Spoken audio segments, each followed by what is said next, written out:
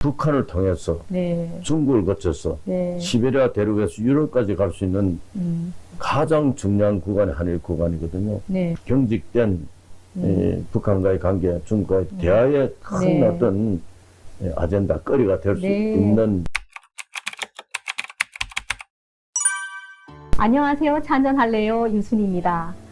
오늘은 사람법인 한일터널연구회 이용훈 이사장님 이 자리 모셨습니다. 안녕하십니까? 예, 안녕하십니까. 오랜만입니다. 네, 최근 한미일 정상이 미국 캠프 데이비드에서 한미일 정상회담을 가졌는데요. 새로운 미래를 열어가는 그 첫 발걸음을 뗀 것 같습니다. 오랜 역사적 앙금을 털어내고 대한민국의 담대한 결정과 미래 공동 번영에 대한 선제적 이니셔티브가 한미일 관계뿐만 아니라 세계 경제에도 많은 영향을 미치고 있는데요. 무엇보다 한일 관계의 진전이 좀 가시화되고 있는 것 같습니다. 이런 분위기 속에서 최근 신한일 미래포럼 창립총회를 가졌는데요. 신한일 미래포럼의 준비위원장을 맡으셔서 우리 이용훈 이사장님께서 많은 수고를 하셨는데, 신한일 미래포럼은 어떤 단체고 또 어떤 역할을 하고 또 어떤 사람들로 구성되어 있는지 이사장님 좀 말씀 부탁드립니다. 말씀하셨다시피 이번 포럼은 한일터널 연구회가 창립한 것입니다. 산업 포럼이라고 생각하시면 될 것 같고요. 네. 우리 연구회는 부산시에 등록된 사단법인으로 서희택 전 총장과 네. 제가 그 이사장으로 있습니다. 대략 한 2008년도에 활동을 시작했으니 벌써 15년이 된 것 같습니다. 예. 네. 작년도부터 새 정부 들어서서 한일 간의 미래에 대한 논의가 시급한 시대적 요청에 부응하기 위해서 그동안에 저희들의 노하우를 바탕으로 네. 포럼을 구성을 한 바 있습니다. 네. 그래서 결과적으로 이 포럼 회장은 고령임에도 불구하고 서희택 전 총장님을 모시기로 했고, 네.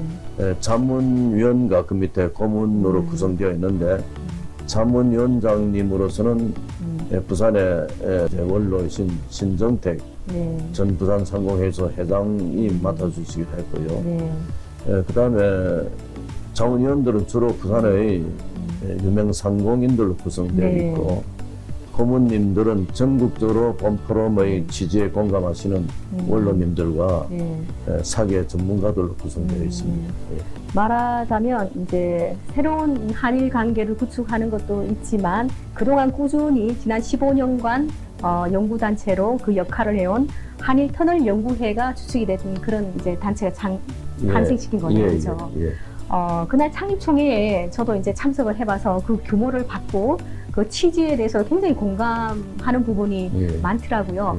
그날 김병준 위원장님께서 특강을 하셨는데 정말 들어보니까 너무 명강이셨어요. 그 신한일 미래 포럼의 방향이나 역할 이런 거에 대한 이 미래 방향을 좀 제시한 것 같기도 해서 굉장히 또 의미가 있었던 것 같고, 그 우리 김병준 위원장님께서 말씀하셨다시피 그 신한일 미래 포럼이 앞으로 끌고 가야 될 과제라고 할까요? 이제 그리고 당장 눈앞의 과제라고 하면 어떤 것이 있을까요?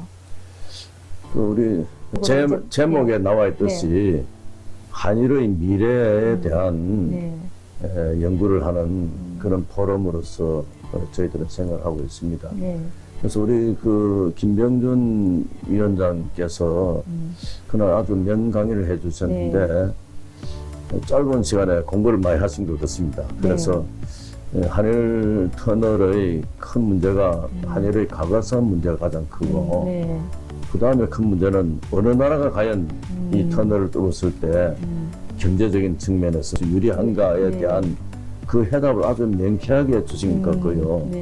그래서 이 과거사 문제는 과거의 삼전도 예를 들어서 척하파와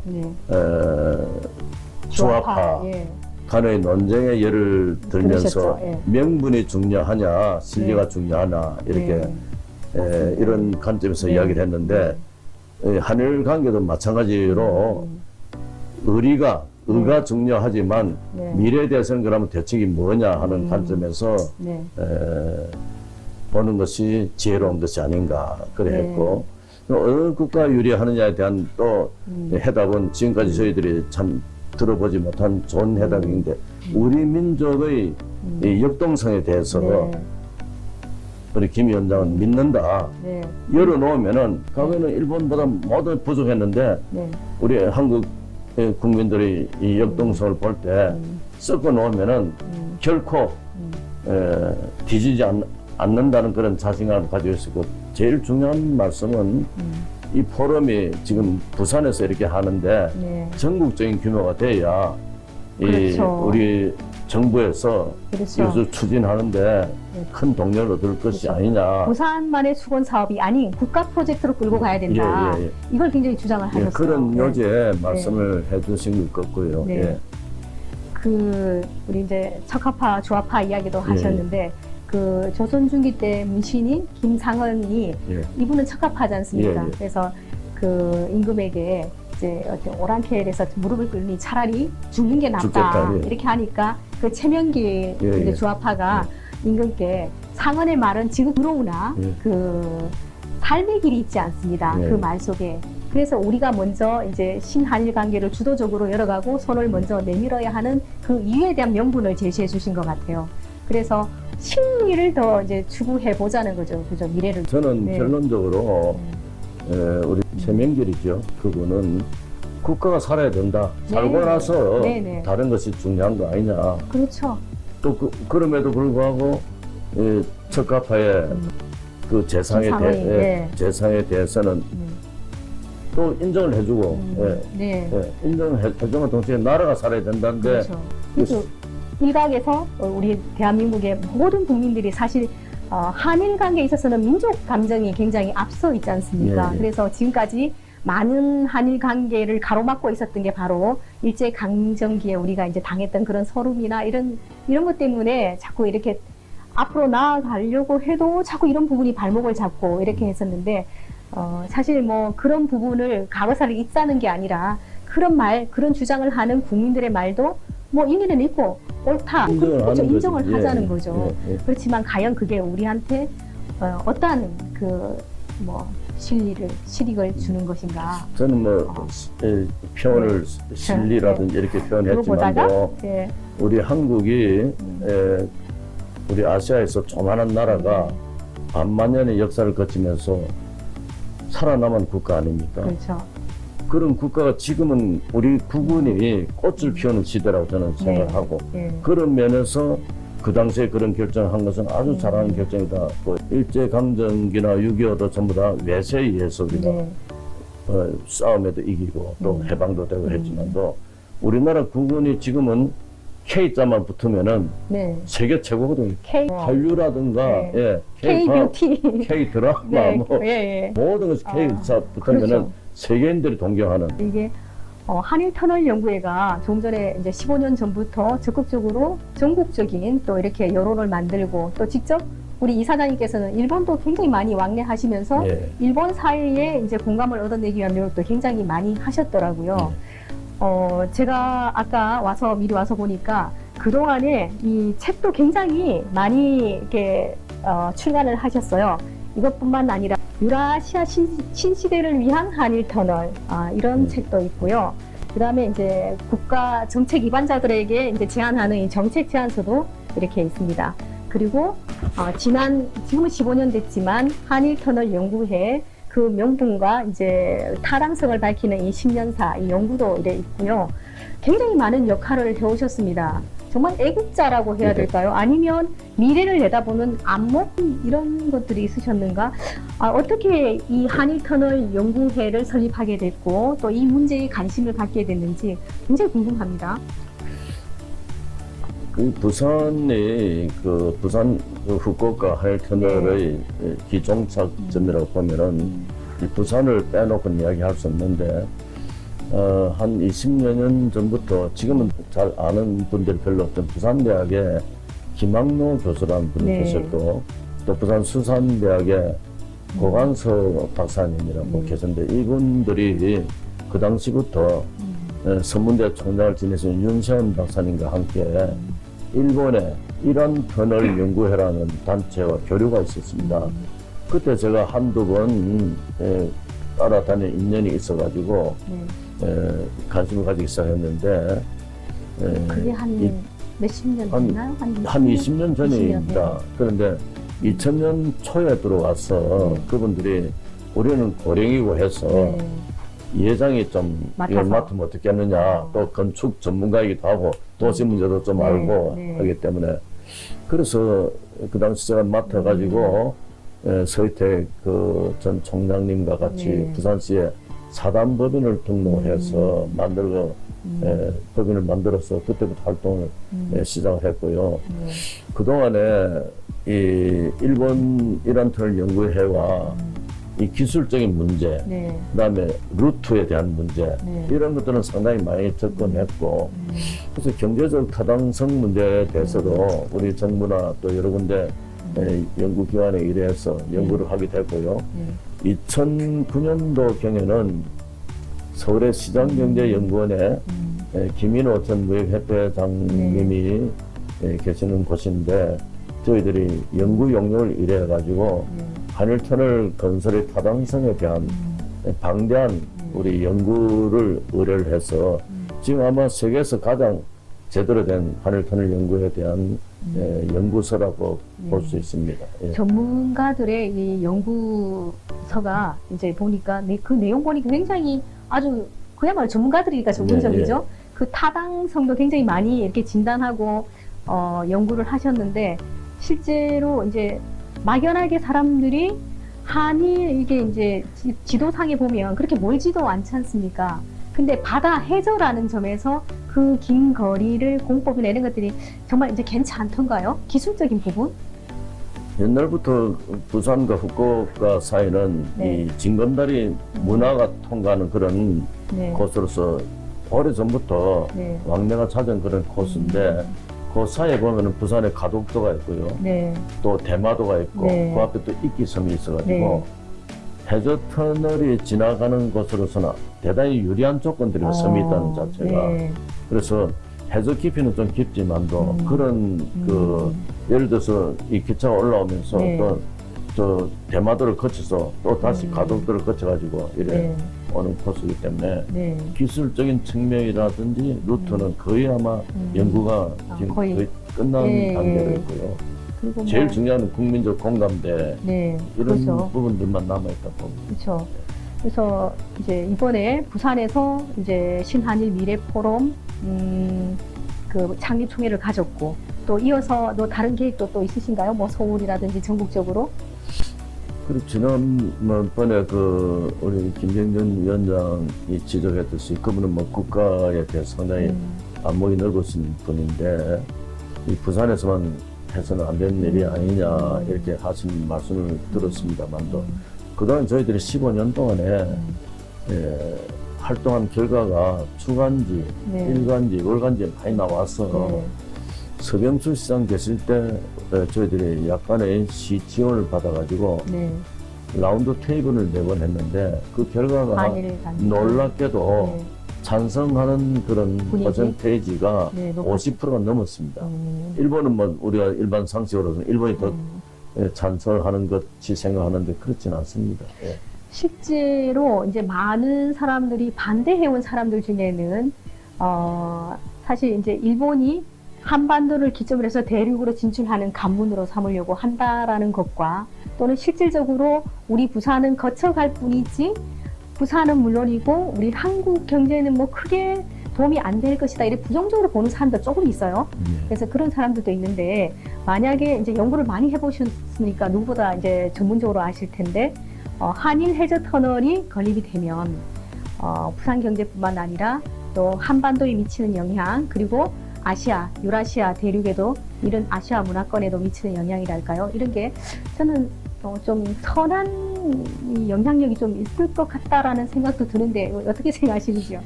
김민호 네.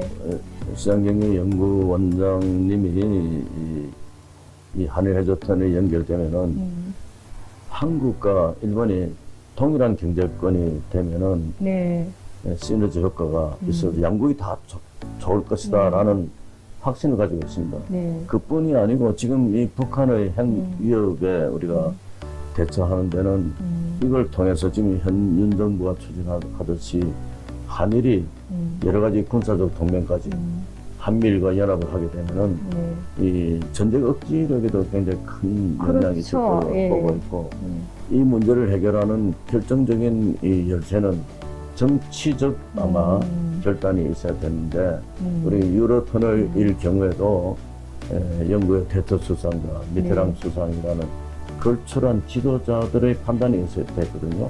처음에 좀 적자가 민간 사업이 지금 흑자로 들어서고 있고 영국이 유로터널 때문에 EU에 가입하게 됐고 하나의 유럽이란 그런 이 컨셉이 형성하게 됐습니다. 그래서 우리가 작은 거 가지고 누가 이기냐 일본 측에서는 거꾸로 똑같은 말을 합니다.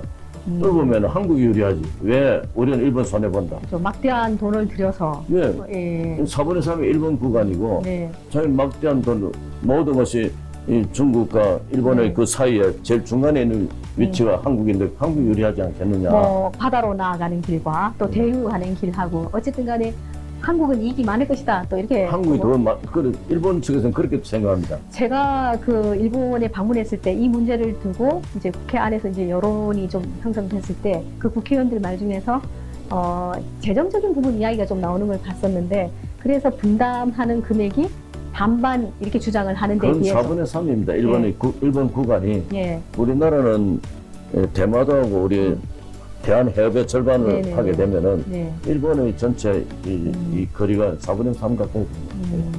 그래서 창립총회 때 김병준 위원장님께서도 말씀하셨지만 이게 물론 기술도 되고 앞으로 한일 관계, 유라시아 관계 모든 면에서 긍정적인 효과가 불러올 것은 분명해 보이나 재정적인 반발에 굉장히 많이 부딪힐 것이다. 이런 부분도 좀 약간 우려하는 부분이 아니라 걱정하는 부분이시겠죠. 근데 이런 부분을 타개하고 국가대 프로젝트로 끌고 나가기 위해서는 국민 공감대 형성인데 앞으로 이 미래 포럼에서 신한일 미래 포럼에서 우리 국민들의 공감대를 얻고 국가 프로젝트로 만들기 위해서 어떤 노력을 해야 될까요? 또 캠페인도 하고 토론도 많이 하고 또 무엇보다 정책 기반하는 국회의원들도 많이 설득을 해야 될 텐데 뭐 구체적으로 사업 계획이나 이런 것들이 좀 나와 있나요?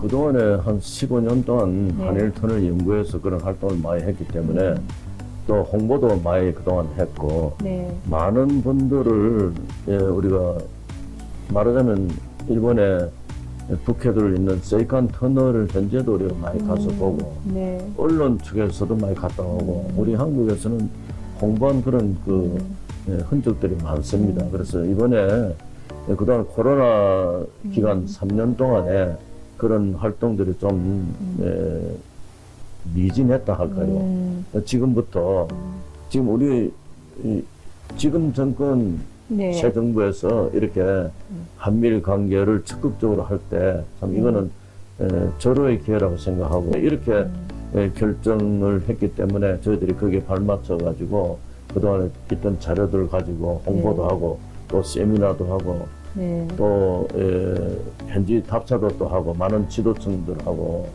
언론에도 좀 더 우리가 적극적으로 추진하고 그렇죠. 뭐 옛말에 물 들어올 때 배 띄우라는 그런 말 맞습니다. 그렇지 않습니까? 지금 분위기가 굉장히 좋은 때지 않습니까?